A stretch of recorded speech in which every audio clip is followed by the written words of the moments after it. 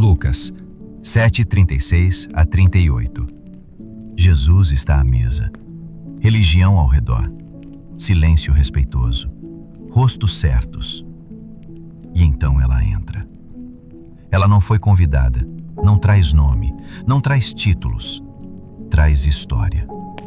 Uma mulher conhecida na cidade, conhecida não por virtude, mas por passado. Ela atravessa o ambiente como quem atravessa um julgamento. Cada passo carrega memória, cada olhar, acusação.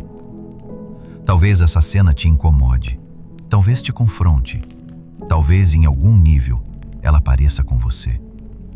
Talvez você também carregue lembranças que pesam. Talvez exista um passado que ainda tenta te definir. Talvez você ame a Deus, mas às vezes se aproxime dele com mais vergonha do que coragem.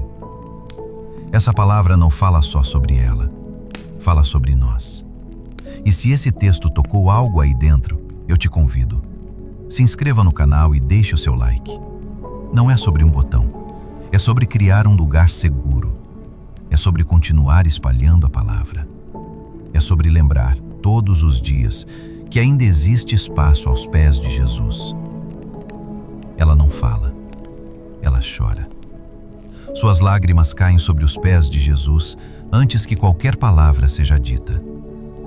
Ela se inclina, solta os cabelos, enxuga o que molhou, beija o que ninguém tocava, derrama perfume, derrama a si mesma.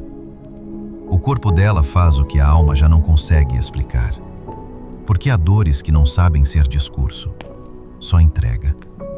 Ela não pede nada, não se defende, não se explica. Ela se aproxima como quem já não tem reputação a proteger, como quem sabe que carrega um passado grande demais para ser escondido. O perfume enche a casa, mas é a vergonha que ocupa o ambiente. Ela não ignora quem é, ela não finge que não foi, ela traz tudo consigo. Há pessoas que tentam chegar a Deus depois de se limparem. Ela chega suja de memória e ajoelha. Porque quando o peso é grande demais, a alma para de negociar e começa a se render. Ela não veio discutir teologia, veio sobreviver espiritualmente. Veio porque o passado já não cabia mais nela. E diante de Jesus, pela primeira vez, ela não corre, ela fica.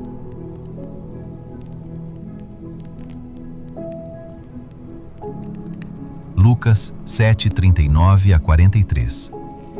Alguém observa a cena, mas não com misericórdia. Se este fosse profeta, bem saberia quem é esta mulher, que é pecadora. Simão não fala em voz alta, mas pensa. E o pensamento para Jesus também é voz. Ele vê a mulher, mas enxerga primeiro o rótulo. Vê o gesto, mas interpreta pela história. Religião quase sempre funciona assim. Ela reconhece comportamentos, mas não percebe quebrantamentos. Simão não se move. Ela se desfaz. Ele mantém postura. Ela perde a forma. Ele oferece mesa. Ela oferece lágrimas. E então Jesus interrompe o silêncio. Simão, uma coisa tenho a dizer-te. Ele não defende a mulher. Ele revela o coração. Um credor tinha 2 devedores. Um devia muito, outro pouco. Nenhum podia pagar. Perdoou a ambos. Qual deles o amará mais? Simão responde certo, mas sem perceber que respondeu sobre si. Aquele a quem mais perdoou. Jesus concorda. E então, pela primeira vez, o olhar se move. Ele passa da história para a sala. Vês tu esta mulher? A pergunta não é sobre visão, é sobre percepção. Simão viu a mulher entrar, mas não a viu de verdade. Jesus, então, começa a descrevê-la, não pelo passado, mas pelo amor. Entrei em tua casa e não me deste água para os pés, mas esta regou meus pés com lágrimas. Ele não acusa Simão de maldade, ele expõe a ausência. Nenhum beijo, nenhum óleo, nenhuma honra. tudo correto, tudo vazio. A mulher não trouxe liturgia, trouxe presença. Não trouxe discurso, trouxe entrega. E Jesus deixa claro: não é o tamanho do pecado que define a resposta da alma, é a consciência do perdão. Religião mede pecados, Jesus mede amor. Pause agora alguns segundos e escreva nos comentários um versículo, uma frase ou uma oração curta. Talvez não seja para você, talvez seja exatamente para alguém que hoje só consegue observar, mas ainda não conseguiu se render. Aqui, você não comenta por comentar, você semeia. É ser voz quando alguém só tem pensamento. É ser graça quando alguém só conheceu rótulos. É ser amor quando alguém só aprendeu a medir pecados. Compartilhe este vídeo com alguém que você ama, mas que talvez esteja mais perto da religião do que do coração de Jesus. Porque às vezes, tudo o que falta não é informação, é percepção. E o amor revela quem entendeu o que realmente estava em jogo.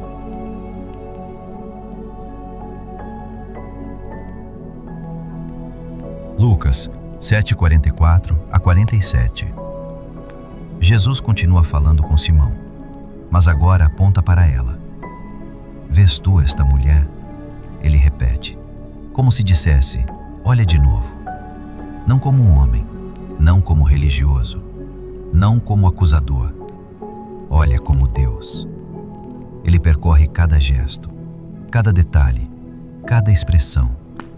Água, lágrimas, beijo, perfume. Tudo o que Simão não ofereceu, ela derramou. Mas então Jesus toca ao centro. Por isso te digo que os seus muitos pecados lhe são perdoados, porque muito amou. Não porque o amor pagou a dívida, mas porque o amor revelou que ela sabia que havia dívida. A intensidade da entrega nasceu da consciência do perdão. Jesus não está premiando a emoção, está revelando uma libertação. E então ele diz algo que desloca o olhar. Aquele a quem pouco é perdoado, pouco ama. Aqui a história deixa de ser sobre ela e passa a ser sobre todos. Porque há pessoas que nunca se ajoelham não porque não tenham pecados, mas porque não sabem que precisam de perdão. Há quem viva correto, mas não viva quebrantado. Há quem esteja limpo por fora, mas intacto por dentro. A mulher não tinha currículo, tinha consciência. Ela não negociou imagem, ela buscou vida. E Jesus mostra que o maior abismo não está entre o santo e o pecador, está entre o arrependido e o satisfeito. O centro muda. Já não é mais o que ela fez, nem o que Simão pensa. É o que Deus está fazendo. E o que ele está fazendo não é tolerar, é perdoar. E perdão não ignora o pecado, ele o atravessa.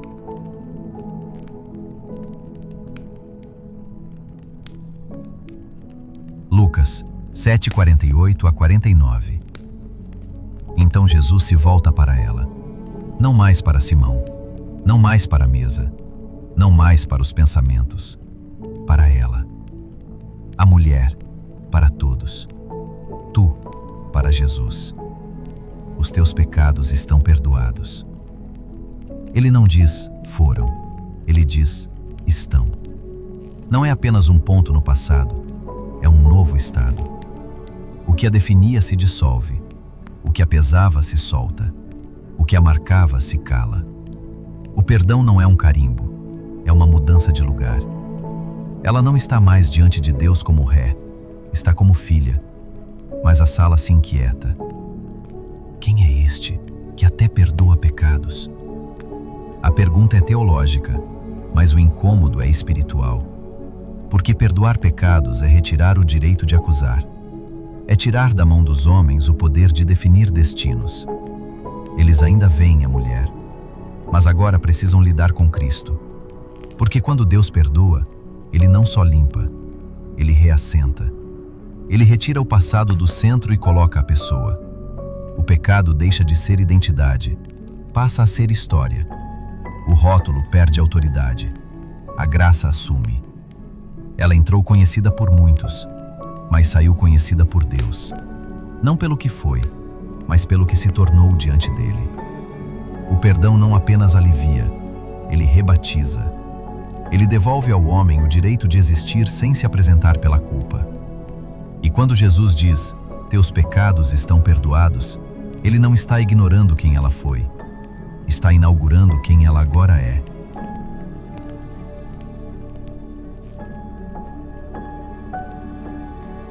Lucas 7,50. Mas Jesus disse à mulher, a tua fé te salvou, vai-te em paz. A última palavra de Jesus não é sobre o passado, é sobre o caminho. Vai. Não como quem expulsa, mas como quem envia. Porque quem foi perdoado não é convidado a ficar preso ao chão, é chamado a andar. A tua fé te salvou. Não foi o perfume, não foram as lágrimas, não foi a exposição. Foi a confiança de se colocar inteira diante de quem podia restaurá-la.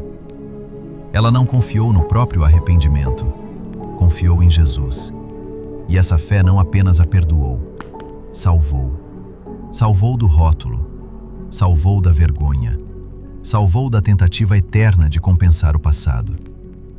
Vai-te em paz. Paz não é ausência de memória, é ausência de condenação. Ela não saiu sem história, saiu sem correntes. O passado não foi apagado, foi reposicionado. Agora ele não fala mais alto que a voz de Deus. E é isso que o perdão faz. Ele não muda o que foi, ele muda quem governa. A acusação perde o trono, a graça assume. A alma deixa de viver se explicando e começa a viver se oferecendo. Há pessoas que acreditam que Deus existe, mas continuam se tratando como se ainda estivessem em julgamento. Carregam fé nos lábios e culpa no centro. Oram, mas se aproximam como réus. Se hoje Jesus olhasse para você e dissesse, teus pecados estão perdoados, o que na sua forma de viver precisaria mudar para combinar com essa verdade?